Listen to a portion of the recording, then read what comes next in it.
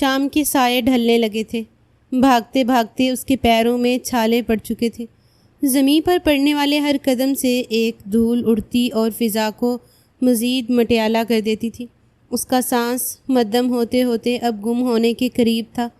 لمبی سیاہ رنگ کی چوٹی میں سے بال نکل نکل کر اب اس کے چہرے اور پشت پر بکھرے ہوئے تھے۔ اس کے چہرے پر صدیوں کی تھکن تھی۔ اس کی بڑی بڑی سیاہ آنکھوں میں خوف، پریشانی، دکھ، کیا کچھ نہ تھا۔ ایک بار پیچھے مڑ کر دیکھتے اس نے پھر سے اپنے بھاگنے کی رفتار تیز کی تھی۔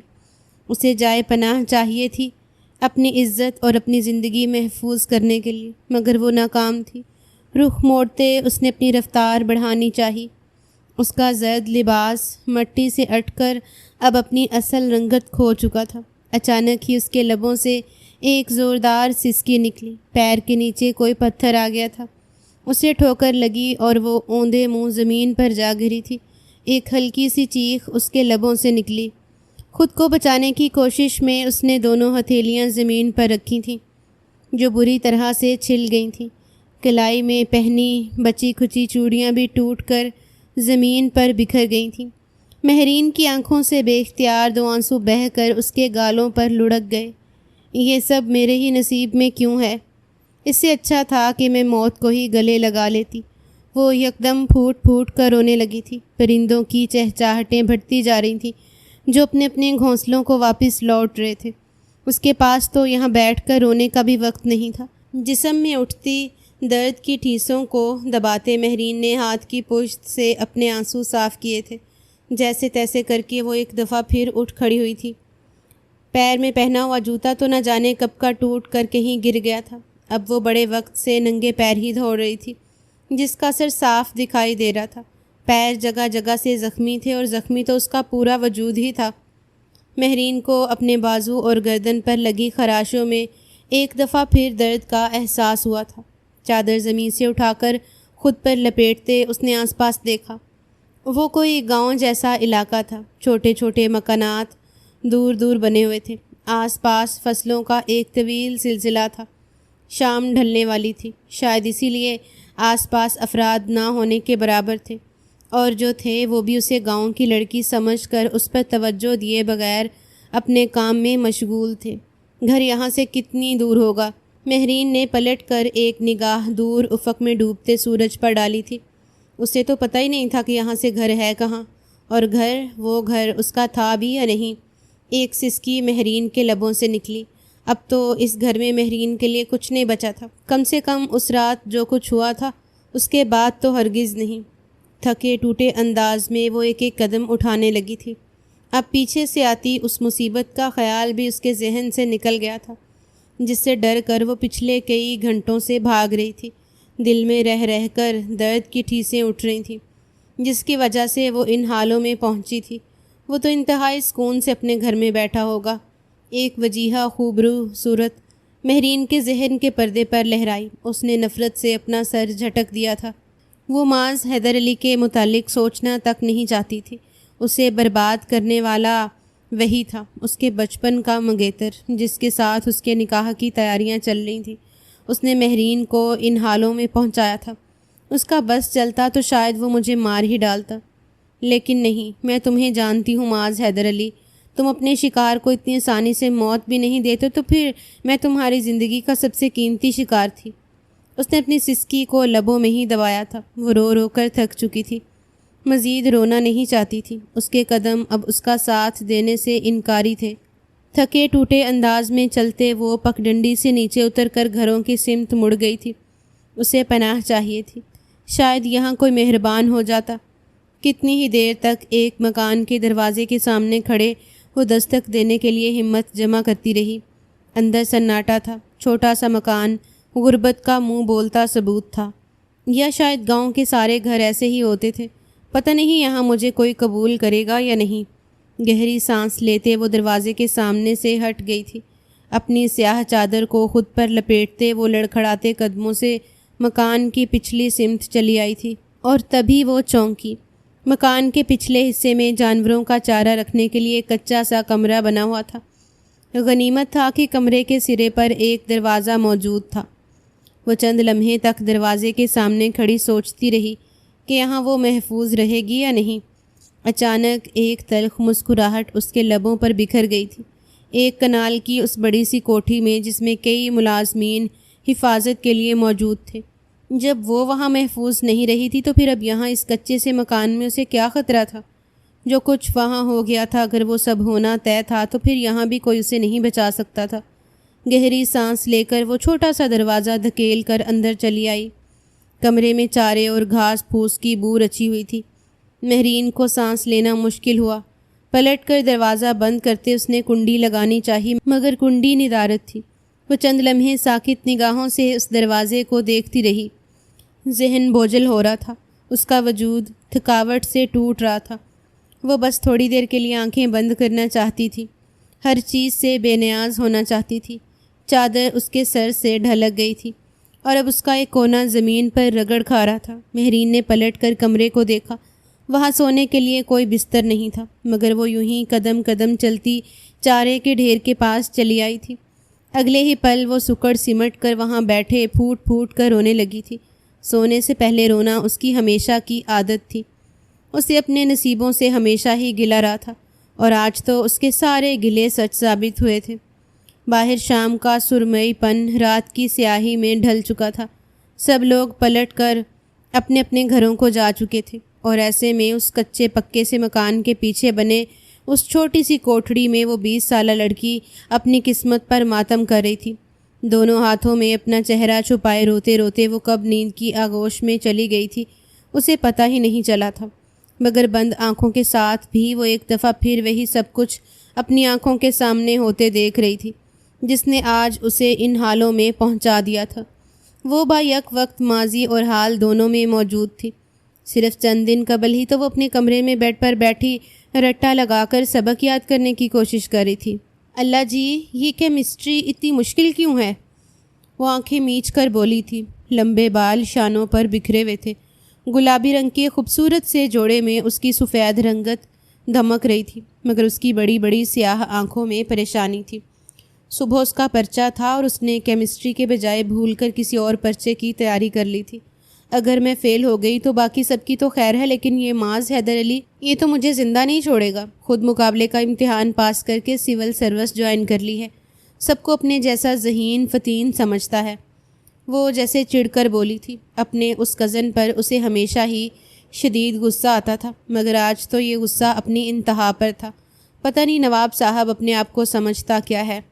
وہ سبق سامنے رکھے مسلسل اسی کو سوچ رہی تھی اور بل کھا رہی تھی۔ اسے پتہ تھا اس کے کالج کی ساری سہیلیاں ماس کو دیکھ کر دل ہی دل میں آہیں بھرتی تھیں۔ پتہ نہیں آخر ہے کیا اس میں، صرف ذرا سی شکل و صورت اچھی ہے۔ شاندار پرسنالٹی ہونے کا مطلب یہ تو نہیں کہ انسان کچھ بھی کر سکتا ہے، دوسروں کا جینا حرام کر سکتا ہے۔ وہ مسلسل خود سے باتیں کر رہی تھی۔ کاش بابا آپ زندہ ہوتے، میں آپ سے صاف کہہ دیتی کہ مجھے پڑھنا ہی نہیں۔ وہ رخ موڑ کر میز پر رکھی ایک تصویر میں دیکھ کر روحانسی ہو کر بولی تھی۔ تصویر میں نظر آتے اس کے والدین 10 سال پہلے گزر چکے تھے۔ مہرین کی آنکھوں میں آنسو نمودار ہونے لگے۔ سر جھٹکتے پلٹ کر اس نے آئینے میں نظر آتے اپنے عکس کو دیکھا۔ پڑھ لے مہرین، اگر تو فیل ہوئی تو یہ شخص تیری کسی رکشہ ڈرائیور سے شادی کروا دے گا، کہا تھا نا اس نے۔ معاذ کی بات اس کے ذہن میں گونجی تو ایک پل کے لیے وہ لرز کر رہ گئی تھی۔ جلدی سے کتاب پر نظریں جمائے اس نے پھر سے سبق یاد کرنے کی رفتار تیز کر دی تھی، اور عین اسی لمحے کھٹک سے دروازہ کھلا۔ وہ تقریباً اچھل ہی تو پڑی تھی۔ سفید رنگت میں گلابیاں سی گھل گئیں۔ اور کتنی دیر یہاں بیٹھ کے پڑھو گی؟ ہمیشہ سے نکمی رہی ہو تم۔ وہ بانو تھی، حویلی سے آئی ہوئی، اس کے چچا کی بیٹی۔ وہ رہتی تو گاؤں کی حویلی میں تھی، مگر کہیں سے بھی وہ شہر کی کسی طرح دار لڑکی سے کم نہ تھی۔ رات کے 12 بجے بھی وہ ہر طرح کی آرائش سے لیس چوئنگم چباتی اطمینان سے اس کے سامنے آ کر بیٹھ گئی۔ تمہارا پرچہ ہوتا تو میں تمہیں بتاتی، خود تو مزے سے گریجویشن کر کے فارغ ہو گئی ہو۔ پتہ نہیں میرا کیا قصور ہے کہ پچھلے سال بھی فیل ہو گئی تھی اور اس سال بھی۔ وہ روحانسی ہو گئی تھی۔ بانو نے بمشکل اپنی مسکراہٹ دبائی۔ وہ اس لیے کیونکہ یہ پڑھائی تمہارے بس کا روگ نہیں ہے۔ کتابوں سے رٹ کر بھلا کون پاس ہوتا ہے؟ آج کل موبائل انٹرنیٹ کا زمانہ ہے، اور تمہارے پاس تو ایک موبائل فون تک نہیں ہے کہ جس پر تم اپنی پڑھائی کر سکو۔ موبائل فون میں کون سی پڑھائی ہوتی ہے؟ مجھے خود ہی موبائل رکھنا نہیں پسند۔ وہ گہری سانس لے کر بیڈ سے نیچے اتر گئی تھی۔ بانو نے طائرانہ نگاہ اس پر ڈالی۔ تمہیں رکھنا نہیں پسند یا معاذ تمہیں موبائل رکھنے نہیں دیتا؟ ویسے حیرت ہے مجھے، تمہارے والدین زندہ نہیں ہیں لیکن تمہارے یہ کزن اس پوری کوٹھی کے اوپر قبضہ کر کے بیٹھا ہے، اور تمہیں تو اس نے بالکل ذہنی مریضہ بنا دیا ہے۔ نہ تمہارے پاس موبائل ہے، نہ لیپ ٹاپ، نہ تم اس گھر سے باہر کہیں آتی جاتی ہو، بس سر جھکا کے دن رات کتابوں میں سر دیے بیٹھی ہو، اور اوپر سے تمہارے کزن کی دھمکیاں، فیل ہو جاؤ گی تو یہ کر دوں گا، وہ کر دوں گا۔ بانو نے معاذ کی نقل اتاری تھی۔ شیشے کے سامنے کھڑے بالوں میں برش چلاتی مہرین کو اس کا انداز اچھا نہ لگا۔ اسے خود بھی معاذ سے کئی شکایتیں تھیں، لیکن کسی اور کو اس کے بارے میں اس طرح بات کرنے کا حق نہ تھا۔ وہ پلٹی، نہیں معاذ تو ایسے نہیں ہیں، وہ تو بہت اچھے ہیں، انہوں نے تو مجھے کبھی موبائل لینے سے منع نہیں کیا۔ اس نے جیسے معاذ کی سائیڈ لی تھی۔ بانو گہری سانس لے کر اٹھ کھڑی ہوئی۔ کتنا اچھا ہے یہ تو تمہیں پتہ چل ہی جائے گا جب تک کیمسٹری کے پیپر میں فیل ہوئی۔ وہ اطمینان سے اپنے ناخنوں کو دیکھتی مہرین کو خوف میں مبتلا کر رہی تھی۔ مہرین کا رنگ یکدم اڑا۔ تو میں کیا کروں؟ تم ہی تو مجھے کوئی تیاری کروا دو، وہ بیچارگی سے بولی تھی۔ بانو نے سر اٹھا کر اسے دیکھا۔ تیاری ہو تو سکتی ہے، ایک رات میں ہی، لیکن ان پرانی دقیانوسی کتابوں سے نہیں۔ چلو میرے ساتھ، میں اپنا لیپ ٹاپ لے کر نہیں آئی، تم ماں سے اس کا لیپ ٹاپ مانگ لو تو میں تمہیں تیاری کروا دوں گی۔ اس کے کہنے پر مہرین کے قدموں تلے سے زمین سرکی تھی۔ میں کیوں ان سے جا کر لیپ ٹاپ مانگوں گی؟ نہیں، رہنے دو، میں ایسے ہی پڑھ لیتی ہوں۔ وہ تو اس کا سامنا کرنے کے خیال سے ہی سہم گئی تھی۔ بانو نے پلٹ کر ایک ملامتی نگاہ اس پر ڈالی۔ تو پھر فیل ہونے کے لیے تیار ہو جاؤ۔ دیکھا، میں نے کہا تھا نا کہ معاذ خود نہیں چاہتا کہ تمہارے پاس موبائل یا لیپ ٹاپ ہو، شاید اس سے تم پر بھروسہ نہیں ہے۔ وہ راک میں چنگاریاں کھرید رہی تھی۔ مہرین کو خفت سی ہونے لگی۔ ایسی کوئی بات نہیں ہے، چلو میں ان سے لیپ ٹاپ مانگوں گی تو دیکھنا وہ مجھے منع نہیں کریں گے، اس نے فیصلہ کر کے سر اٹھایا تھا۔ بانو کے لبوں پر بھرپور مسکراہٹ بکھر گئی۔ جاؤ پھر، اطمینان سے اپنے سے 4 سال چھوٹی کزن کا ہاتھ تھام کر وہ کمرے سے باہر نکل آئی تھی۔ مہرین نے باہر نکل کر خاموش پڑی اس کوٹھی کو دیکھا۔ ملازمین بھی اس وقت تک سو چکے تھے۔ گھر میں وہ تھا ہی کون؟ صرف وہ اور معاذ علی حیدر، جو اس وقت یقیناً اپنے کسی کام سے گھر سے باہر نکلا ہوگا۔ وہ آدھی رات سے پہلے گھر آتا کب تھا؟ چچا جان سو گئے تھے کیا؟ مہرین نے اپنے اکلوتے چچا کا خیال آنے پر بانو سے پوچھا تھا۔ وہ دونوں باپ بیٹی آج صبح ہی تو گاؤں والی حویلی سے شہر آئے تھے۔ بانو نے سر ہلایا۔ ہاں، ابا جان تو دوائی کھا کر جلدی سو گئے تھے، میں تو بس تم سے ملنے آئی تھی، اور اگر تم اپنی ہی پریشانی لیے بیٹھی تھی، تمہیں پتہ ہے نا میرا دل تمہارے لیے کتنا دکھتا ہے، اسی لیے میں نے سوچا تمہاری مدد کر دیتی ہوں۔ وہ بڑے مزے سے احسان جتا رہی تھی، اور مہرین احسان مند ہو بھی گئی۔ وہ تھوڑی دیر کے بعد معاذ کے کمرے کے سامنے کھڑے تھے۔ دروازہ کھولو، بانو نے اسے اشارہ کیا۔ کپ کپاتے ہاتھوں سے اس نے لاک گھمایا۔ دروازہ کھلا تھا۔ آہستگی سے اس نے پورا دروازہ کھول دیا۔ کمرے کا منظر واضح ہو گیا۔ کمرہ خالی تھا، وہاں وہ تھا ہی نہیں۔ دیکھا معاذ بھائی گھر نہیں ہے، وہ تیزی سے بولتی پلٹی تو بانو نے ایک تیز نگاہ اس پر ڈالی۔ وہ سامنے میز کے اوپر لیپ ٹاپ رکھا ہے، اپنے معاذ بھائی کو فون کرو اور ان سے پوچھو کہ پڑھائی کے لیے لیپ ٹاپ چاہیے، لے لوں؟ دیکھنا منع کر دیں گے، وہ جیسے چڑ کر بولی تھی۔ مہرین نے گہری سانس لی۔ آج بانو اس کو بخشنے والی تھی نہیں، اور اسے یہ ثابت کرنا تھا کہ اس کا کزن کوئی ظالم اور جابر انسان نہیں ہے، بلکہ وہ تو اس کی پڑھائی کے بارے میں فکر مند رہتا ہے۔ مرے مرے قدموں سے چلتی وہ اندر آ کر کھڑی ہو گئی تھی۔ لیپ ٹاپ میز کے اوپر دھرا تھا۔ مہرین نے بے بسی سے بانو کو دیکھا۔ اس نے جلدی سے اپنے ہاتھ میں پکڑا فون مہرین کی طرف بڑھا دیا تھا۔ لو، کال ملاؤ معاذ کو، اس میں اس کا نمبر سیو ہے، بانو نے کہا، اور کہتے ساتھ خود ہی کال ملا کر مہرین کے ہاتھ میں تھما دی تھی۔ اس کے قدموں تلے سے زمین نکل گئی۔ وہ تو روبرو محاذ کے ساتھ بات کرتے ہوئے کانپ جایا کرتی تھی، اور اب فون پر اس سے کیسے بات کرے گی؟ دوسری جانب کال ریسیو کر لی گئی۔ سنجیدہ بھاری آواز موبائل کی دوسری طرف گونجی تو وہ ہڑبڑا گئی تھی۔ وہ معاذ بھائی، مجھے آپ کا لیپ ٹاپ چاہیے، مجھے پیپر یاد نہیں ہو رہا، کیا میں لیپ ٹاپ لے لوں؟ وہ بے ربط سے جملے بولتی چلی گئی تھی۔ اتنی دیر میں ہی اس کا سارا وجود پسینے سے بھیگ گیا تھا۔ دوسری جانب چند لمحے تک خاموشی چھائی رہی تھی۔ ہاں لے لو، تمہارے پاس بانو ہے کیا؟ اس نے اجازت دینے کے ساتھ ہی سوال کیا تھا۔ مہرین نے جلدی سے حامی بھر کر فون کاٹ دیا تھا۔ اس کے لیے اتنا ہی بہت تھا۔ دیکھا؟ انہوں نے لیپ ٹاپ لینے کی اجازت دے دی۔ وہ خوشی سے کھل اٹھی تھی۔ جلدی سے لیپ ٹاپ ہاتھ میں دبوچے وہ دونوں واپس مہرین کے کمرے میں آ گئی تھیں۔ اب مجھے جلدی سے تیاری کروا دو، وقت کم رہ گیا ہے، صبح جلدی اٹھ کر پیپر دینے جانا ہے۔ وہ لیپ ٹاپ آن کرتے ہی بولی تھی۔ بانو نے ایک نظر اس پر ڈالی اور کیمسٹری کی کچھ چیزیں اسے سمجھانے لگی تھی۔ بمشکل 10 منٹ ہی گزرے تھے جب بانو نے اپنی جمائی روکی۔ مجھ سے تو یہ بورنگ پڑھائی نہیں ہو رہی، جتنا میں نے تمہیں سمجھا دیا ہے یہی کر لینا، اسی سے پاس ہو جاؤ گی۔ چلو اب مجھے کوئی اچھی سی مووی دیکھنے دو۔ وہ پلٹ کر لیپ ٹاپ پر کوئی مووی تلاش کرنے لگی تھی۔ مہرین نے بے بسی سے اسے دیکھا۔ سچ تو یہ تھا کہ اب پڑھنے کا مزید اس کا بھی دل نہیں کر رہا تھا۔ نیند سے آنکھیں بوجھل ہو رہی تھیں۔ آنکھیں مسلتے اس نے کتابیں بند کر کے ایک طرف رکھ دی تھی۔ ٹھیک ہے تم مووی دیکھ لو، میں تو بس سونے لگی ہوں۔ اس نے اٹھنا چاہا مگر بانو نے ہاتھ پکڑ کر اسے واپس اپنے برابر میں بٹھا لیا تھا۔ تھوڑی دیر بیٹھی رہو، پھر میں ابھی اپنے کمرے میں چلی جاؤں گی، اور تمہیں تو یہ لیپ ٹاپ بھی واپس رکھنا ہے نا؟ اس کی بات پر مہرین کا دماغ پھک سے اڑا تھا۔ ایک دفعہ پھر اسے معاذ کے کمرے میں جانا تھا۔ بانو مووی ڈھونڈ چکی تھی اور اب وہی آن کرتے کمرے کی لائٹس بند کر کے وہ اطمینان سے مہرین کے برابر آ کر بیٹھ گئی تھی۔ مہرین سوئی جاگی سی کیفیت میں بیڈ سے ٹیک لگائے بیٹھی تھی۔ اسے گہری نیند آ رہی تھی، اور شاید یہی وجہ تھی کہ اسکرین پر چلتی مووی سے بے نیاز تھوڑی ہی دیر کے بعد وہ گہری نیند میں اتر چکی تھی۔ مووی خالصتاً انگریزی تھی۔ بانو انہماک کے ساتھ اسکرین پر نظریں جمائے بیٹھی تھی جب پورچ میں کسی کی گاڑی رکنے کی آواز آئی تھی۔ بانو کے حواس بیدار ہوئے۔ معاذ آ گیا۔ وہ یکدم اپنی جگہ سے اٹھ کھڑی ہوئی تھی۔ سامنے چلتے لیپ ٹاپ کی اسکرین پر نگاہ ڈالتے وہ سوچ میں پڑ گئی۔ انگریزی فلم کے خاص مناظر اسکرین پر نمودار ہو رہے تھے۔ ہیرو اور ہیروئن کی نزدیکیاں بڑھ رہی تھیں۔ سین بالکل بھی اس قابل نہیں تھا کہ فیملی کے ساتھ بیٹھ کر دیکھا جا سکے۔ بانو چند لمحے تذبذب کے عالم میں کھڑی رہی اور اگلے ہی پل بے خبر سوئی مہرین کے پاس لیپ ٹاپ رکھتی وہ کمرے سے باہر نکل گئی تھی۔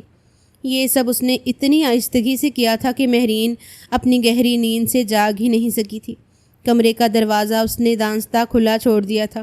ریلنگ سے جھانک کر اس نے نیچے دیکھا۔ معاذ علی حیدر گھر کے اندر داخل ہو رہا تھا۔ اس کے سنجیدہ چہرے پر تھکاوٹ تھی۔ بانو نے ایک طائرانہ نگاہ اس کے 6 فٹ سے نکلتے وجود پر ڈالی۔ وہ کسی بھی لڑکی کا آئیڈیل ہو سکتا تھا، اور بانو کا تو وہ آئیڈیل ہمیشہ سے ہی تھا۔ اس کے لبوں پر ایک مسکراہٹ بکھر گئی تھی۔ پلٹ کر اپنے کمرے کی سمت جاتے اس نے مسکراتی ہوئی نگاہ مہرین پر ڈالی، جو اپنے سامنے رکھے لیپ ٹاپ سے بے خبر تھی۔ ماں سیڑھیاں چڑھتا اندر اپنے کمرے کی طرف چلا گیا تھا۔ 20 منٹ بعد وہ چینج کر کے باہر نکلا تو اس نے متلاشی نگاہوں سے دائیں بائیں دیکھا تھا۔ کوئی ملازم آس پاس دکھائی نہیں دے رہا تھا۔ وہ یوں بھی رات کے اس پہر کسی کو پریشان کرنے کا عادی نہیں تھا، لیکن اسے اپنا لیپ ٹاپ چاہیے تھا۔ اسے ضروری کام نپٹانے تھے۔ جیب سے موبائل نکال کر اس نے بانو کے نمبر پر کال کی تھی۔ اسے یاد تھا مہرین بانو کے ساتھ ہی اس کے کمرے میں آئی تھی، مگر بانو کا نمبر بند تھا۔ گہری سانس لے کر اس نے موبائل واپس رکھا اور قدم قدم چلتا مہرین کے کمرے کے سامنے آیا تھا۔ دروازہ چوپٹ کھلا تھا۔ معاذ نے سامنے کھڑے ہو کر اندر دیکھا۔ وہ سامنے بیڈ پر پشت سے ٹیک لگائے بیٹھی تھی۔ اس کا رخ دوسری طرف تھا، اور جہاں اس کا چہرہ تھا وہیں بالکل سامنے معاذ کا لیپ ٹاپ رکھا ہوا تھا۔ دور سے بھی معاذ کو لیپ ٹاپ کی اسکرین نظر آ رہی تھی۔ ایک پل کے لیے اسے اپنا خون کھولتا ہوا محسوس ہوا۔ اسکرین پر انتہائی عریاں منظر چل رہا تھا۔ لب بینچے وہ کھنگار کر کمرے میں داخل ہوا تھا۔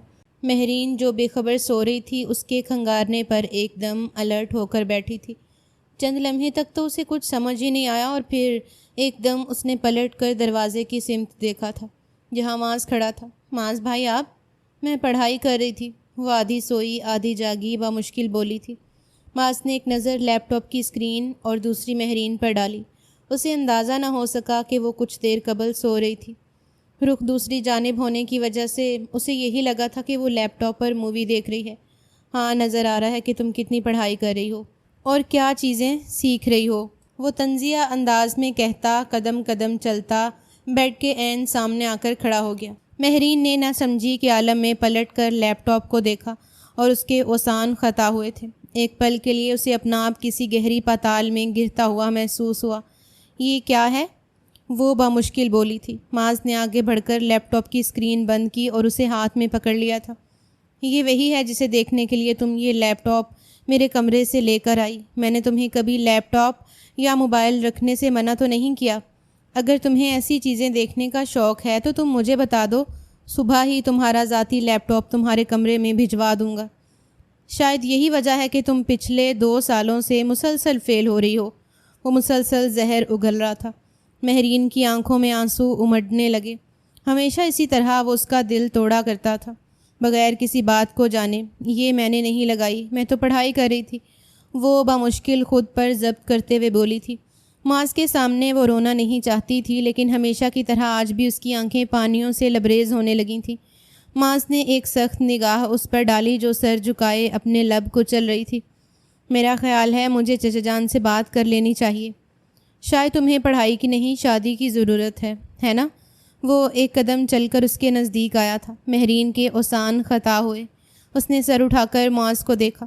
وہ اس کے انتہائی قریب کھڑا تھا۔ رات کی تاریکی، سناٹا اور معاذ کے وجود سے اٹھتی پرفیوم کی مہک مہرین کو اپنے حواس بوجھل ہوتے ہوئے محسوس ہوئے۔ نہیں، یہ آپ کیا کہہ رہے ہیں؟ میں نے کب کہا مجھے شادی کرنی ہے؟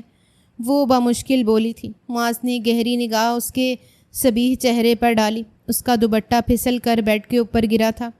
لمبے بال شانوں پر بکھرے ہوئے تھے۔ وہ نہ چاہتے ہوئے بھی ہلکا سا اس پر جھکا۔ ہاتھ سے شانوں پر پھیلے اس کے بال پیچھے ہٹاتے وہ اس کے کان کے قریب جھکا تھا۔ اپنے منگیتر کے کمرے سے اس کا لیپ ٹاپ اٹھا کر لانا اور اس کے اوپر انگریزی فلم دیکھنے کا اور کیا مطلب ہو سکتا ہے؟ مہرین علی، وہ بھی رات کے اس پہر جبکہ صبح تمہارا ایگزام بھی ہے۔ میں تمہیں اتنی میچور تو نہیں سمجھتا تھا، لیکن شاید تم تو میری توقع سے کہیں زیادہ میچور ہو چکی ہو۔ وہ اس کے کانوں میں لاوا انڈھیل رہا تھا۔ مہرین یک لخت لڑکھڑائی تھی۔ چلے جائیے آپ یہاں سے، وہ بامشکل بولی تھی اور اس سے رخ موڑ کر کھڑی ہو گئی تھی۔ وہ بیڈ کے قریب بالکل اس طرح کھڑا تھا کہ مہرین کے لیے فرار کا کوئی راستہ نہیں بچا تھا۔ وہاں کھڑے رہنا اس کی مجبوری تھی۔ معاذ چند لمحے اس کے ہولے ہولے لرزتے وجود کو دیکھتا رہا اور پھر پلٹ کر کمرے سے باہر نکلتا چلا گیا۔ اس کے جاتے ہی مہرین کی آنکھوں سے کئی آنسو نکل کر اس کے گالوں پر بہنے لگے تھے۔ وہ اس پر اعتبار نہیں کرتا تھا۔ وہ اسے کسی قابل نہیں سمجھتا۔ یہ بات تو طے تھی، لیکن وہ اسے آزاد بھی نہیں کرے گا۔ یہ بات صرف مہرین ہی جانتی تھی۔ بچپن میں ہوئی وہ منگنی جس کا فیصلہ کرنے والے اب زندہ ہی نہیں تھے، وہ اس کے گلے کا توق بن چکی تھی۔ دونوں ہاتھوں میں چہرہ چھپا کر روتے اس نے ہمیشہ کی طرح اپنے والدین سے شکوہ کیا تھا۔ یہی شخص ملا تھا آپ کو میری ذمہ داری سونپنے کے لیے۔ میں اپنا خیال خود رکھ سکتی تھی، کسی رشتہ دار کے گھر چھوڑ جانے کی وصیت کر دیتے، لیکن آپ لوگوں نے بھی یہی شخص چنا۔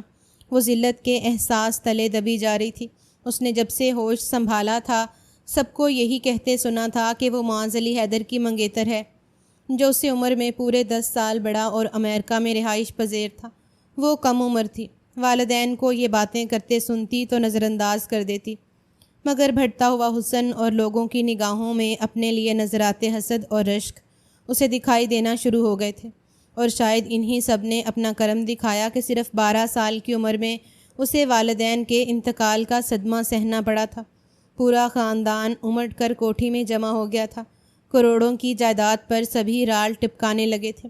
وارث جو کوئی نہ تھا، صرف ایک وہی تھی، 12 برس کی کمزور سہمی ہوئی لڑکی جسے دبانا اتنا آسان تھا۔ اور تبھی اس نے پہلی دفعہ معاذ علی حیدر کو دیکھا۔ وہ امریکہ سے واپس آ گیا تھا۔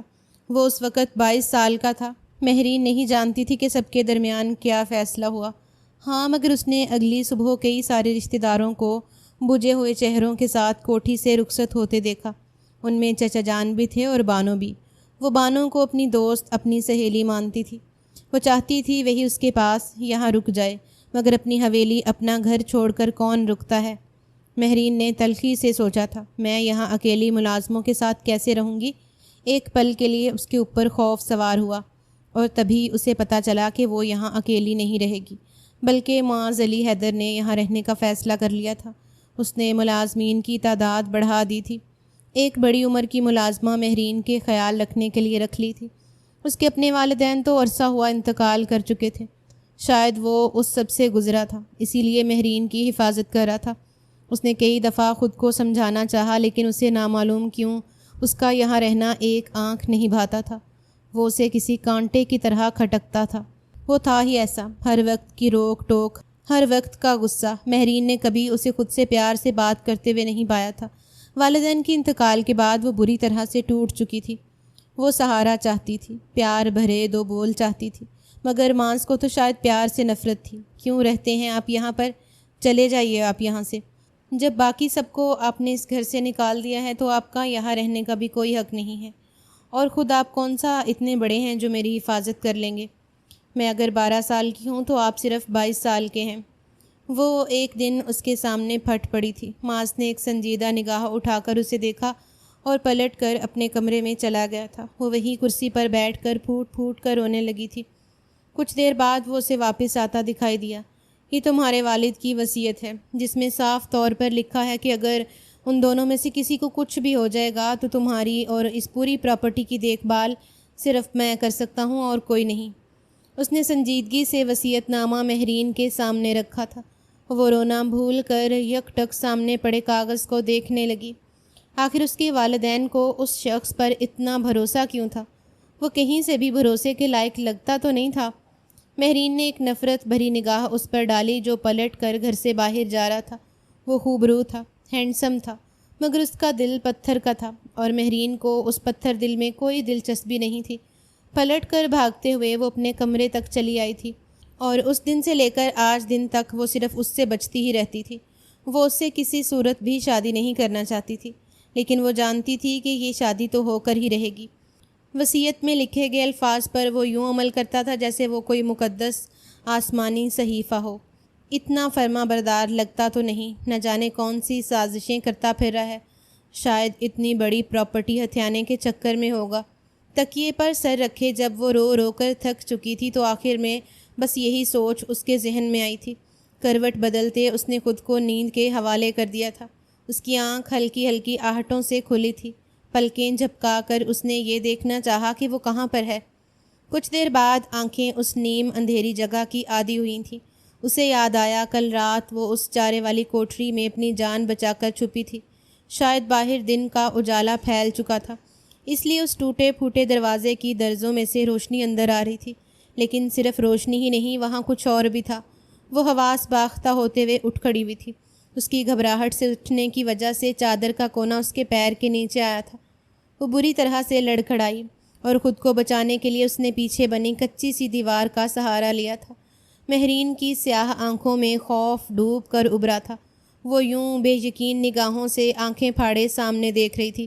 کمرے کا دروازہ کھلا تھا اور دروازے کے بیچوں بیچ ایک جوان لڑکا کھڑا تھا، کم سے کم 25 سے 26 سال کی عمر کا۔ مہرین نے اسے پہلی دفعہ دیکھا تھا، اور اس لڑکے نے بھی شاید پہلی دفعہ ہی اپنی چارے والی کوٹھڑی میں ایک انجان لڑکی کو دیکھا تھا۔ اسی لیے تو اس کے چہرے پر ایک رنگ آ رہا تھا اور ایک رنگ جا رہا تھا۔ تم کون ہو اور یہاں کیا کر رہی ہو؟ ہمارے گاؤں کی تو نہیں لگتی، وہ لڑکا سادہ انداز میں بولا تھا۔ مہرین نے پلکیں جھپکا کر اسے دیکھا۔ لباس اور چہرے سے وہ گاؤں کا کوئی رہائشی ہی لگتا تھا۔ وہ جن گہری نگاہوں سے مہرین کا جائزہ لے رہا تھا، مہرین نے بے اختیار زمین پر پڑی اپنی چادر اٹھا کر اپنے گرد لپیٹ لی تھی۔ مجھے پناہ کی تلاش تھی، اسی لیے کل رات میں یہاں آ کر چھپ گئی۔ میں بس اپنے گھر واپس جا رہی ہوں، بات بناتی اس کے برابر سے نکال کر تیزی سے باہر کی جانب لپکی تھی، مگر اس کے پیر کی لڑکھڑاہٹیں دروازے کے بیچ میں کھڑے اس شخص سے چھپی نہیں رہ سکی تھیں۔ رک جاؤ، کہاں ہے تمہارا گھر؟ یہاں آس پاس تو کوئی اور گاؤں نہیں ہے، اور جو تمہارا حلیہ ہے صاف دکھ رہا ہے کہ تم مایوں کی دلہن ہو۔ شادی سے تو نہیں بھاگ رہی؟ اپنے جس کے ساتھ بھاگی تھی وہ چھوڑ کر چلا گیا ہے کیا؟ لڑکے نے پے در کئی سوالات کر ڈالے تھے۔ مہرین نے بے بسی سے اپنی آنکھیں میچ لیں۔ وہ جتنا بھی چھپاتی، آخر سچ کب تک چھپا رہ سکتا تھا؟ اس نے نظر جھکا کر اپنے زرد جوڑے کی طرف دیکھا۔ یہ اس کی مائیوں کا جوڑا تھا۔ ہاتھ میں پہنی جانے والی زرد اور ہری کئی چوڑیاں ٹوٹ چکی تھیں، مگر کئی اب بھی باقی تھیں۔ مہندی کے نقش و نگار سے سجے ہاتھ جگہ جگہ سے چھل کر زخمی ہو چکے تھے۔ بالوں میں لگائی جانے والی موتیے کی کلیاں ابھی جھلک دکھا رہی تھیں۔ ہاں، وہ مایوں کی دلہن ہی تو تھی، لیکن بدقسمتی اسے کہاں لے آئی تھی؟ مہرین نے پلکیں جھپکا کر اپنے آنسو پینے چاہے۔ وہ مزید یہاں اپنے لیے خطرات پیدا نہیں کر سکتی تھی۔ اس نے قدم آگے بڑھانا چاہا مگر نہ جانے کیا سوچ کر اچانک پلٹی تھی۔ ایک گلاس پانی ملے گا؟ اس کے سوال پر اس شخص کے چہرے پر حیرت نمودار ہوئی تھی۔ ہاں، میرا نام کاشف ہے، یہ گھر میرا ہے، اندر میری امی موجود ہیں، آؤ میں تمہیں پانی پلاتا ہوں، اور اگر اپنے گھر ہی جانا ہے تو اپنا حلیہ درست کر کے جاؤ۔ اس حلیے میں یہاں سے باہر نکلی تو لوگ نہ جانے کیا سمجھیں گے۔ وہ نگاہوں ہی نگاہوں میں اس کا جائزہ لے رہا تھا۔ اس کی بات درست تھی۔ بے بسی سے اس نے دور گم ہوتی اس پگڈنڈی کی طرف دیکھا جس کے آخری سرے پر کیا تھا وہ نہیں جانتی تھی۔ اسے کہاں جانا تھا اسے کوئی راستہ نہیں پتہ تھا، مگر جانا تو تھا ہی۔ بے بسی سے سر ہلاتے اس نے اندر جانے کی حامی بھر لی۔ کاشف اسے اندر گھر میں لے آیا۔ گاؤں کے دیگر گھروں کی طرح چھوٹا سا گھر تھا۔ صبح کے وقت ہی اسے خوب صاف ستھرا کیا گیا تھا۔ صحن کے عین درمیان میں ایک عورت پانی کے مٹکے بھر رہی تھی۔ مہرین کو اپنے بیٹے کے ساتھ آتے دیکھ کر عورت کے ماتھے پر بل پڑ گئے تھے۔ یہ لڑکی کون ہے؟ اس نے حیرت سے پوچھا تھا۔ مہرین نے اپنی گنیری پلکیں اٹھائیں۔ اس نے سب کچھ سچ بتانے کا فیصلہ کر لیا تھا، مگر پوری بات وہ کسی کو بھی نہیں بتا سکتی تھی۔ اگلے ہی پل وہ دونوں ہاتھوں میں چہرہ چھپا کر پھوٹ پھوٹ کر رونے لگی تھی۔ مجھے پناہ کی ضرورت ہے، خدا کے لیے مجھے اپنے گھر میں کچھ دن پناہ دے دیں۔ وہ رو رہی تھی اور آنسوؤں کے درمیان وہ جو کچھ بتا رہی تھی کاشف اور اس کی ماں کے لیے وہ سب دردناک تھا۔ وہ رو رو کر تھک گئی تو نڈھال انداز میں وہیں پڑی ایک چارپائی پر بیٹھ گئی تھی۔ سامنے کھڑی اور عورت کے چہرے پر ہمدردی پھیل گئی۔ اس نے آگے بڑھ کر مہرین کے سر پر ہاتھ رکھا تھا۔ تم فکر مت کرو، تمہارے ساتھ بہت ظلم ہوا ہے، تم جب تک چاہو یہاں رہ سکتی ہو۔ کاشف تو یوں بھی گھر سے باہر ہوتا ہے، گھر میں تو صرف میں اکیلی ہوتی ہوں، مجھے یوں لگے گا جیسے میری بیٹی آ گئی۔ مہرین نے بے یقینی سے سر اٹھایا۔ دنیا میں جہاں برائی تھی وہاں اچھائی بھی تھی، اور شاید یہ اچھائی ہی اس کا نصیب بدلنے والی تھی۔ اسے اس گھر میں رہنے کی اجازت مل گئی تھی۔ وہ جوڑا جو لڑکیوں کو اپنی خوش نصیبی کی علامت لگتا ہے، اس نے کسی نحوست کی طرح اپنے وجود سے اتار کر پھینک دیا تھا۔ اس عورت کا دیا ہوا ایک سادہ مگر صاف ستھرا لباس پہن کر اسے یوں محسوس ہوا جیسے وہ منو بوجھ سے آزاد ہو گئی ہو، مگر رگڑ رگڑ کر مٹانے کی کوشش کے باوجود مہندی کے نقش و نگار ہاتھ سے نہ چھوٹے تھے۔ تمہارے نام کی مہندی ہے نا، یہ تمہارے دیے ہوئے داغوں کی طرح اتنی جلدی نہیں چھوٹے گی۔ وہ تلخی سے مسکرا دی تھی۔ رات گہری ہوئی تو سخت بان کی چارپائی پر لیٹتے کئی آنسو اس کے پلکوں کی بار توڑ کر باہر نکل آئے تھے، جنہیں وہ دن بھر چھپائے پھرتی تھی۔ اسے گھر سے نکلے آج تیسرا روز تھا، اور 3 روز پہلے کیا ہوا تھا وہ چاہ کر بھی وہ سب کچھ بھلا نہیں پا رہی تھی۔ کیمسٹری کا پیپر برا ہوا تھا۔ اسے 100% یقین تھا کہ وہ فیل ہو جائے گی، اسی لیے روحانسی صورت بنائے جس وقت وہ گاڑی سے اتر کر گھر میں داخل ہوئی، سامنے سے آتے معاذ علی حیدر نے جیسے اس کا چہرہ پڑھ لیا تھا۔ اور اسی شام جب وہ اپنے کمرے میں اداسی سے بیٹھی تھی، جب بانو اور چچا انور اندر داخل ہوئے، چچا نے آتے ہی اس کے سر پر اپنا ہاتھ رکھا تھا۔ نیک کام میں تاخیر کیسی؟ معاذ جاتا ہے کہ میں اور بانو یہاں آئے ہی ہوئے ہیں تو تمہارا اور اس کا نکاح ہو جائے، اور رخصتی بھی۔ تمہیں پتہ تو ہے کہ حویلی سے نکلنا اتنا آسان نہیں ہوتا، اسی لیے تیاری کر لو، کل رات تمہاری مایوں ہے، اور اس کے بعد نکاح اور پھر رخصتی۔ چچا نے مشینی انداز میں اطلاع دے کر کمرے سے باہر چلے گئے تھے۔ وہ پھٹی پھٹی نگاہوں سے انہیں جاتا دیکھتی رہی۔ بانو خاموش کھڑی تھی۔ کیا بات ہے، خوشی نہیں ہو رہی تمہیں؟ اتنا شاندار سرکاری آفیسر مل رہا ہے، وہ بھی اتنی بڑی جائیداد کے ساتھ، جس کی پرسنالٹی پر لاکھوں لڑکیاں مرتی ہیں۔ وہ چبھتے ہوئے لہجے میں بولتی اس کے پاس آ کر کھڑی ہو گئی تھی۔ مہرین نے بمشکل خود کو سنبھالا۔ یہ سرکاری آفیسر تم رکھ لو اگر رکھنا ہے تو، مجھے اس میں کوئی دلچسپی نہیں ہے۔ اس کی آواز آنسوؤں میں بھیگ گئی تھی۔ وہ جتنا ماں سے کتراتی تھی اتنا ہی وہ اس کے سر پر مسلط کر دیا جاتا تھا، اور اب تو وہ زندگی بھر اس کے ساتھ رہنے والی تھی۔ کیا وہ ہمیشہ میرے ساتھ ایسا ہی سلوک کرے گا جیسا اب کرتا ہے، جیسا کوئی استاد اپنے نالائق بچوں کے ساتھ کرتا ہے؟ ویسا وہ بددل ہونے لگی تھی، مگر شادی سے انکار فی الحال اس کے بس میں نہیں تھا، سو خاموشی سے اس نے سر جھکا دیا تھا۔ گھر میں مہمان جمع ہونا شروع ہو گئے تھے۔ کب دن گزرا اور کب اگلی شام آ گئی، مہرین کو پتہ ہی نہ چلا۔ وہ یوں ہی سوگواری سے اپنے کمرے میں بیٹھی رہی۔ بانو نے ہی آ کر اسے اس کے مائیوں کا خوبصورت جوڑا پہنا دیا تھا۔ عجیب ہی خڑوس ہے تمہارا ہونے والا شوہر، ان موقعوں پر تو سخت دل انسان بھی نرم پڑ جایا کرتے ہیں اور اپنی منگیتر سے کوئی رومانٹک بات کر لیتے ہیں، مگر پتہ نہیں تمہاری زندگی کیسے گزرے گی۔ وہ اسے تیار کرتے ہوئے مسلسل بولے جا رہی تھی۔ مہرین کے لیے اپنے آنسو چھپانا مشکل ہو گیا۔ اس کی تیاری کو آخری ٹچ دے کر کمرے سے باہر نکلی تو مہرین نے سر اٹھا کر آئینے میں دیکھا۔ زرد رنگوں کے جوڑے میں وہ سرسوں کا پھول لگ رہی تھی۔ بانو نے اسے ہلکا میک اپ کیا تھا اور اسی ہلکے میک اپ نے اس کے حسن کو اتنا مکمل تاثر دے دیا تھا کہ وہ کتنی دیر تک پلکیں ہی نہ چپکا سکی۔ چونکہ اس وقت جب اچانک ہی کمرہ اندھیرے میں ڈوب گیا۔ اس کے لبوں سے گھٹی گھٹی سی چیخ نکلی تھی۔ گھبرا کر پلٹتے اس نے تیزی سے کمرے سے باہر نکلنا چاہا اور اسی کوشش میں بیڈ کے کونے سے اس کا پاؤں بری طرح سے ٹکرایا تھا۔ ایک سسکی سی اس کے لبوں سے نکلی اور ساتھ ہی ایک چیخ بھی۔ کمرے کا دروازہ کھول کر کوئی اندر داخل ہوا تھا۔ کون ہے؟ پلیز لائٹ آن کرو۔ بانو تم ہو کیا؟ وہ گھبراتے ہوئے بولی تھی۔ اندر آنے والا چند لمحے تک خاموش کھڑا رہا اور پھر اندھیرے میں بھاری آواز گونجی تھی۔ بانو نہیں ہوں میں، شاید مین سوئچ ٹرپ کر گیا ہے، میں نے فون کر دیا ہے، ملازم بجلی ٹھیک کر رہے ہیں۔ وہ سنجیدگی سے جواب دیتا واپس پلٹنے لگا تھا جب وہ گھبرا کر اپنی جگہ سے اٹھ کھڑی ہوئی تھی۔ کمرے میں کوئی روشنی کر دے، میرا دل گھبرا رہا ہے۔ اس کی آواز میں سے گھبراہٹ جھلک رہی تھی۔ دروازے میں کھڑے معاذ علی حیدر نے پلٹ کر اسے دیکھا اور پھر جیسے بادل ناخواستہ جیب سے اپنا موبائل نکالا تھا۔ میں اس کی فلیش لائٹ آن کر کے یہاں پر رکھ رہا ہوں، پھر تمہیں ڈر نہیں لگے گا۔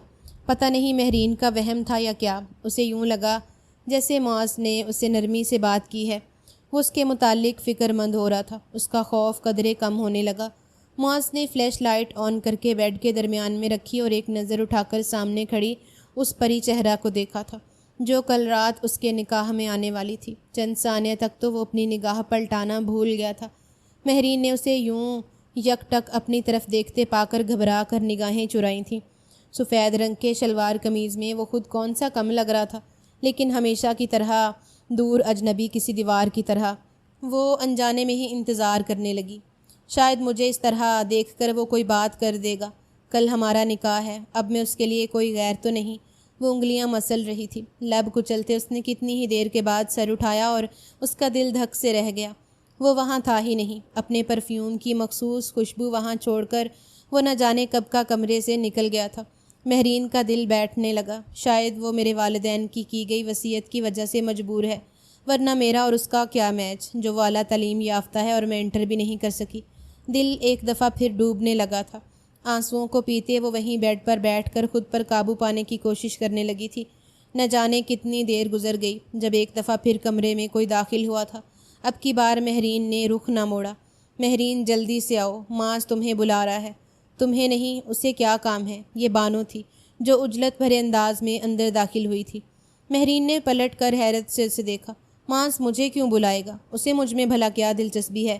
آخری جملہ اس نے زیر لب ادا کیا تھا۔ بانو نے ایک جھنجھلاہٹ بھری نگاہ اس پر ڈالی۔ آ جاؤ نا یار، پہلے ہی اتنا اندھیرا ہے، اب میں کیا تمہارے لیے یہاں کھڑی رہوں؟ ابھی مجھے تیار بھی ہونا ہے۔ اس کی جھنجھلاہٹ بھری آواز پر وہ گھبرا کر اٹھ کھڑی ہوئی تھی۔ کہاں بلا رہا ہے معاذ؟ اسے کیا کام ہے؟ وہ پریشانی سے بولی تھی۔ مگر اب کی بار چچا انوار کمرے میں داخل ہوئے تھے۔ میرے ساتھ آؤ، میں لے جاتا ہوں تمہیں۔ اس لڑکی سے ایک بھی کام ڈھنگ کا نہیں ہوتا، تمہیں پتہ تو ہے۔ معاذ کے غصے کا بھی شروع ہو جائے گا ہم سب پر۔ چچا نے آگے بڑھ کر اسے بازو سے تھاما تھا۔ اب کی بار مہرین کو بھی پریشانی ہوئی۔ اب مجھ سے کیا غلطی ہو گئی ہے جو اس نے مجھے بلایا ہے، اور وہ بھی اس حال میں؟ اس نے سر جھکا کر اپنے آپ کو دیکھا، مگر چچا نے اسے مزید کچھ سوچنے کی مہلت نہیں دی تھی۔ وہ یوں ہی اسے بازو سے پکڑ کر گھسیٹتے باہر لے آئے تھے۔ نیچے گھپ اندھیرا تھا۔ اکا دکا موبائل کی فلیش لائٹس آن تھیں۔ مہرین کو حیرت ہوئی۔ گھر میں جنریٹرز موجود تھے۔ بجلی کی غیر موجودگی میں روشنی کا پورا انتظام تھا، مگر نہ جانے اب کیا ہوا تھا۔ اس سے زیادہ کچھ سوچنے کی مہلت نہ ملی۔ چچا اسے گھر کے پچھلے حصے میں لے آئے تھے۔ ابھی آ جاؤ، وہ باہر گاڑی میں انتظار کر رہا ہے۔ پچھلا دروازہ کھولتے چچا نے اسے باہر نکالا۔ مہرین کا دوپٹہ پچھلے حصے میں خودرو جھاڑیوں میں بری طرح الجھ گیا تھا۔ اسے سمجھ نہیں آ رہی تھی کہ آخر اتنی ایمرجنسی میں معاذ کو اس سے کیا کام پڑ گیا تھا۔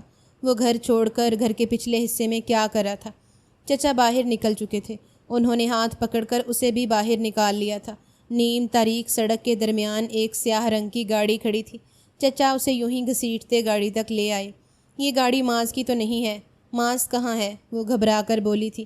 چچا نے دروازہ کھولتے ہی اسے اندر بٹھایا اور کھٹاک سے دروازہ بند کیا تھا۔ وہ بری طرح سے گھبرائی۔ اس کے بیٹھتے ہی گاڑی سٹارٹ ہو گئی تھی۔ مہرین کے لبوں سے گھٹی گھٹی سی چیخ نکلی۔ کون ہے یہاں؟ معاذ کہاں ہے؟ وہ بری طرح سے گھبرائی تھی۔ گاڑی کے اندر ہلکی سی روشنی تھی۔ مہرین نے آنکھیں پھاڑ پھاڑ کر فرنٹ سیٹ پر بیٹھے اس شخص کو دیکھا۔ کچھ غلط ہو جانے کا احساس مہرین کے اندر شدت سے زور پکڑنے لگا۔ اس نے تیزی سے دروازہ کھول کر باہر نکلنا چاہا تھا، مگر دروازہ لاک ہو چکا تھا۔ خطرے کی گھنٹیاں مہرین کے اندر بجنے لگیں۔ کون ہے؟ چھوڑو مجھے جانا ہے۔ وہ بری طرح سے پھڑپھڑائی تھی اور اگلے ہی لمحے فرنٹ سیٹ پر بیٹھے اس شخص نے مڑ کر اپنا مضبوط ہاتھ مہرین کی ناک پر جما دیا تھا۔ اس نے پھڑپھڑا کر خود کو چھڑانے کی کوشش کی تھی، مگر اس شخص کے ہاتھ میں موجود رومال سے اٹھتے کلوروفارم کی بو نے اسے بے ہوش کر ڈالا تھا۔ اس کی آنکھ کھلی تو وہ گاڑی میں نہیں تھی۔ بھاری ہوتے سر کو تھامتے وہ بمشکل اٹھی اور اگلے پل کے لیے وہ سناٹے میں رہ گئی۔ وہ کسی سٹور نما کمرے کی زمین پر پڑی تھی۔ اس کا جوڑا وہی تھا۔ چھت پر سے لٹکتا پیلا بلب کمرے کو مزید وحشت زدہ کر رہا تھا۔ دروازہ بند تھا۔ وہ بری طرح سے گھبرا اٹھی۔ اٹھتے ہی اس نے دونوں ہاتھوں سے بری طرح دروازے کو پیٹ ڈالا تھا۔ آنسو اس کے گالوں پر کی تار سے بہہ رہے تھے۔ وہ اغوا ہو چکی تھی۔ یہ احساس ہی کتنا بھیانک تھا۔ کس نے کیا ہے یہ؟ اس کے ذہن میں چچا کا چہرہ لہرایا تھا۔ چچا اور بانو، لیکن آخر کیوں ان لوگوں نے میرے ساتھ یہ سب کیا؟ اس کا سانس بند ہونے لگا تھا۔ اس پر کھانسی کا دورہ سا پڑ گیا، اور جب ہی دروازہ کھول کر کوئی اندر داخل ہوا، وہ الٹے قدموں پیچھے ہٹی تھی۔ اندر داخل ہونے والا شخص لمبا تڑنگا تھا، مڑی ہوئی مونچھیں، آنکھوں میں چمکتی حیوانیت، سفید رنگ کا شلوار قمیض۔ وہ چہرے مہرے سے کسی حویلی کا وڈیرا لگتا تھا۔ شکار تو اچھا بھیجا ہے انوار نے، اس کے بدلے اس کی زمین پر اپنا قبضہ چھوڑ دوں گا، لیکن سمجھ نہیں آ رہی کہ اپنی ہی بھتیجی کو اپنے دشمن کے حوالے کرنے کی کیا سوچی۔ انوار کو ایسا کون سا بدلہ لینا تھا تمہارے چچا نے تم سے؟ وہ لالچی انداز میں کہتا ہوا اس کی طرف بڑھتا چلا جا رہا تھا۔ مہرین کا دماغ سائیں سائیں کرنے لگا۔ زمین اور آسمان گھومنے لگے تھے۔ اسے نظر آ رہا تھا کہ لمحوں کے بعد اس کے ساتھ کیا ہونے والا ہے۔ وہ پامال ہونے والی تھی اور اسے بچانے والا یہاں کوئی نہیں تھا۔ معاذ، اس نے بے بسی سے اپنی آنکھیں میچ لی تھیں۔ شاید اسے پتہ بھی نہ ہو کہ میں کہاں گئی ہوں، اور ہو سکتا ہے کہ وہ بھی سب میں شامل ہو۔ اسے اس کا گریز بھرا رویہ یاد آیا۔ اس کی آنکھوں سے آنسو نکل پڑے تھے۔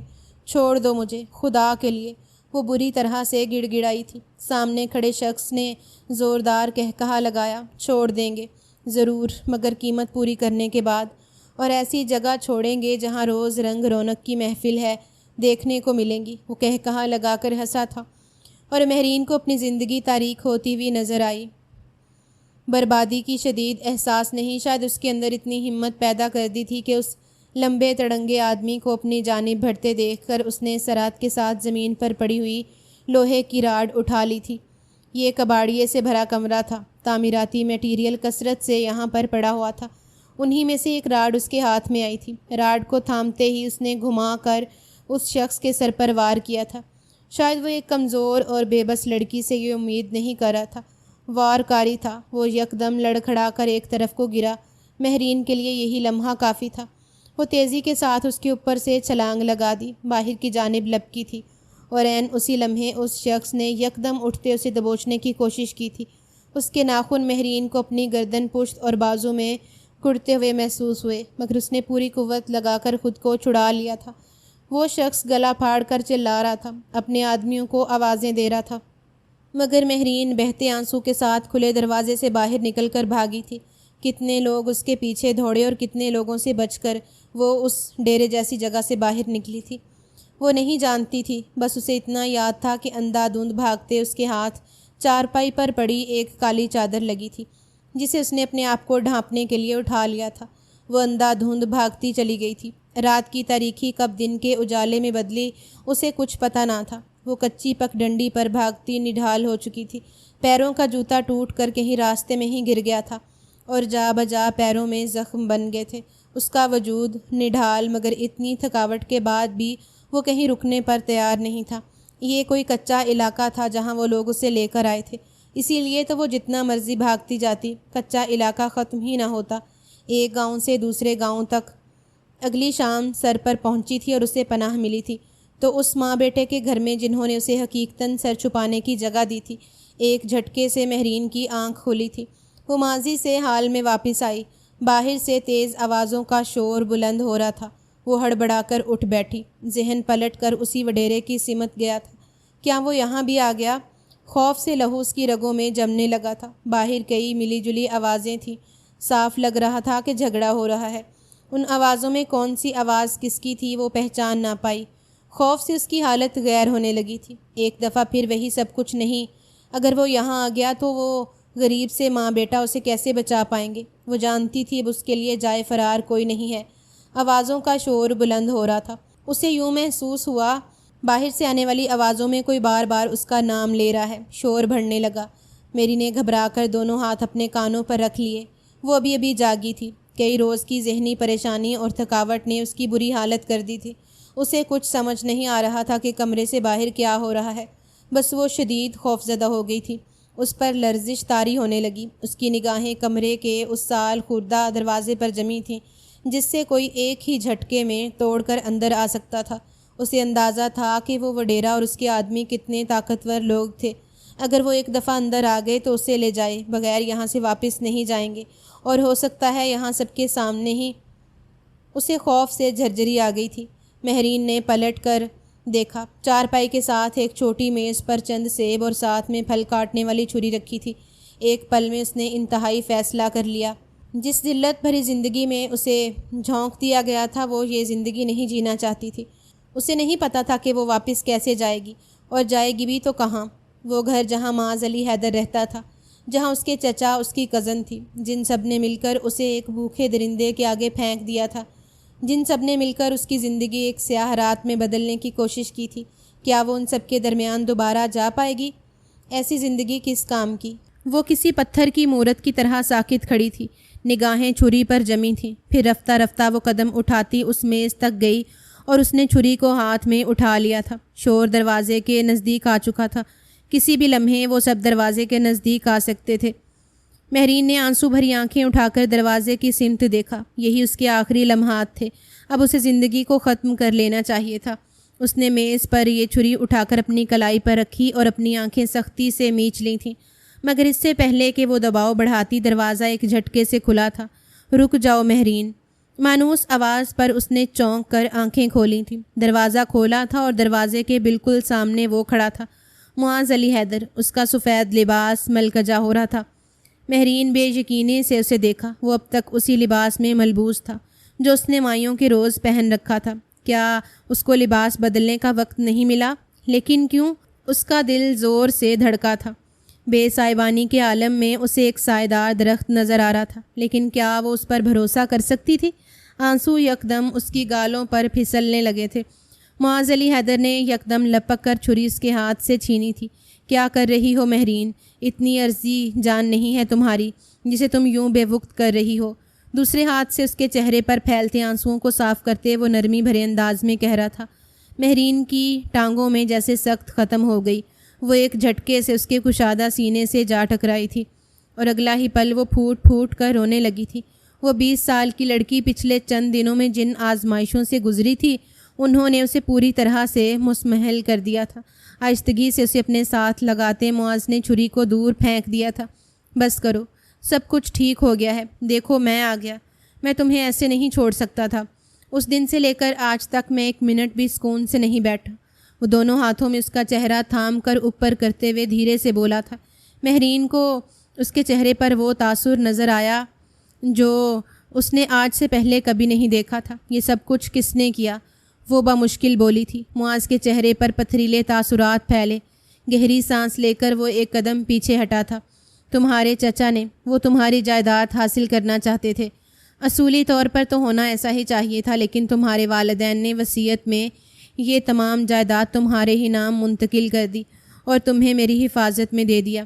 میں نے دنیا دیکھی ہے۔ تمہارے چچا کی آنکھوں میں لالچ مجھے تمہارے والدین کے انتقال کے روز ہی نظر آ گیا تھا، اسی لیے میں نے واپس نہ جانے کا فیصلہ کیا۔ تمہاری حفاظت میرے لیے ہر چیز سے بڑھ کر تھی، اسی لیے میں نے اپنا کیریئر، اپنی ڈگری سب ادھوری چھوڑ دی۔ امریکہ میں جو پڑھ رہا تھا میں نے سب ختم کیا۔ پاکستان میں دوبارہ سے اپنی پڑھائی شروع کی۔ میں صرف تمہیں محفوظ رکھنا چاہتا تھا، تمہارے سامنے رہنا چاہتا تھا۔ شاید تمہیں ہمیشہ سے شکایت رہی کہ میں تم سے اچھے طریقے سے برتاؤ نہیں کرتا، تم سے سختی برتتا ہوں۔ مہرین، ہم جس معاشرے میں رہتے ہیں وہاں دو نامحرم لوگوں کا ایک ساتھ رہنا ہی بڑے اچنبے کی بات تھی، لیکن یہ تو تمہارے والدین کی دولت اور اسٹیٹس کی وجہ سے ہم اب تک لوگوں کی باتوں سے بچے رہے۔ مگر میں نے اپنے سی پوری کوشش کی کہ میں کسی کو کوئی موقع نہ دوں۔ میں جان بوجھ کر تم سے سختی سے بات کرتا تھا، تمہارے سامنے آنے سے کتراتا تھا، لیکن میں نے کئی ملازمین تمہاری حفاظت کے لیے رکھ چھوڑے تھے۔ اگر میں تم سے نرمی سے بات کرتا تو نہ جانے لوگ کیا مطلب نکالتے، تمہارے کردار پر کوئی انگلیاں اٹھاتا، یہ مجھے بالکل برداشت نہیں تھا۔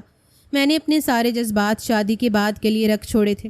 اس بات میں کوئی شک نہیں کہ میں تم سے ہمیشہ سے محبت کرتا ہوں، اور کیوں نہ کرتا، تم میری بچپن کی منگیتر ہو، حق ہے میرا تم پر، ناراضگی سے بولا تھا۔ مہرین بے یقینی سے اسے سنتی جا رہی تھی۔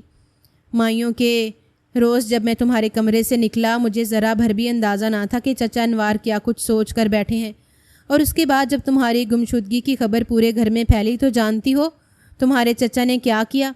وہ جنہوں نے خود تمہیں اغوا کروایا، وہ میرے پاس آئے اور تمہارے کردار کے بارے میں ایسی ایسی باتیں کی جو میں دہرا بھی نہیں سکتا۔ انہوں نے مجھے اپنی بیٹی کا رشتہ پیش کیا، وہی بانو جسے تم اپنا سچا دوست مانتی ہو۔ معاذ کی بات پر اس کی آنکھیں بے یقینی سے پھیل گئی تھیں۔ اگر میں تم سے محبت نہ کرتا یا پھر میں کانوں کا کچا ہوتا تو یقیناً میں وہی سب کرتا جو وہ چاہتے تھے، اور تم نہ جانے کس دوزخ میں ہوتی۔ لیکن میں نے تمہاری تلاش کی اور دیکھو میں تم تک پہنچ ہی گیا۔ چچا کو میں اریسٹ کروا چکا ہوں، وہ گھر، میری زندگی، ہر چیز تمہارا انتظار کر رہی ہے۔ آج کے دن ہمارا نکاح ہونا تھا، وقت اور موقع وہ نہیں ہے، لیکن نکاح تو اب بھی ہوگا، وہ مضبوطی سے کہتا 2 قدم پیچھے ہٹا تھا۔ مہرین نے حیرت سے اسے دیکھا اور تبھی دروازے سے کاشف اندر داخل ہوا تھا، اس کے ساتھ گاؤں کا ایک مولوی بھی تھا۔ مہرین کا دل زور سے دھڑکا، سب کچھ اتنی تیزی سے ہوا تھا کہ اسے کچھ سمجھ نہیں آ رہا تھا، مگر نکاح نامے پر دستخط کرتے، اپنے آپ کو اس کو سونپتے وہ سب کچھ بھول کر مسکرا دی تھی۔ اس کی حفاظت کرنے والا جب اس کے ساتھ تھا تو پھر اسے زمانے کی آخر کیا پرواہ تھی؟